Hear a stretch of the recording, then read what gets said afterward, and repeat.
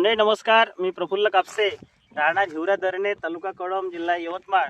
आणि आज आहोत आपण प्रदीप ठाकरे, राहणार हुसनापूर, तालुका कळंब, जिल्हा यवतमाळ यांच्या शेतामध्ये. आणि आपण जो हा चणा पाहत आहे त्यांनी उत्कृष्ट व्यवस्थापनाद्वारे अतिशय सुंदर असं चण्याचं पीक या ठिकाणी आणलेलं आहे, जे की आपण आता ह्या घाट्या बघू शकता. याला बुडापासून तर शेंड्यापर्यंत भरपूर अशा घाट्या लागलेल्या आहेत. या चण्याचं वैशिष्ट्य म्हणजे घाटी मोठी आहे.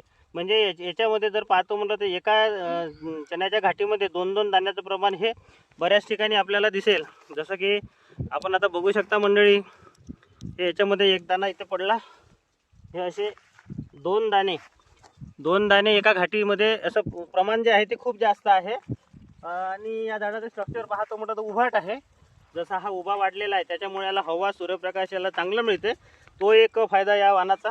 दुसरं, हार्वेस्टिंग न काढण्यासाठी ही वाण खूप छान आहे, एक नंबर आहे. म्हणजे आता दिवसेंदिवस जो मजुराचा प्रॉब्लेम आहे, मजुराच्या प्रॉब्लेममुळे काय होते की मजूर वेळेवर मिळत नाही. त्याच्यासाठी हार्वेस्टर जर लावलं या जातीला तर खूप छान येते. आणि ही जी व्हेरायटी आहे म्हणजे हे पार्श ॲग्रोजेनेटिक कंपनीची इनोवेज 81 नंबरचं हे चण्याचं वाण आहे. मागील वर्षी डेमो स्वरूपामध्ये काही ठिकाणी आम्ही बघितले होते आणि चांगलं वाटल्यामुळे जसं प्रदीपला आणि बाकी शेतकऱ्यांना यावर्षी दिलेले आहे. खरंच अतिशय सुंदर असं वाण आहे. याच्यानंतरचं मनोगत जाणून घेऊ प्रदीप यांचं. माझं नाव प्रदीप रामचंद्र ठाकरे, राहणार हुसनापूर, तालुका कळंब, जिल्हा यवतमाळ. हे इनवेजचा चणा आहे आणि हा उभा आहे. हार्वेस्टिंगसाठी खूप चांगला आहे मजुरीच्या स्वरूपानं. आणि खर्चसुद्धा याच्यावर 2च फवारे झालेले आहे. मरसुद्धा या व्हेरायटीवर कमी आहे.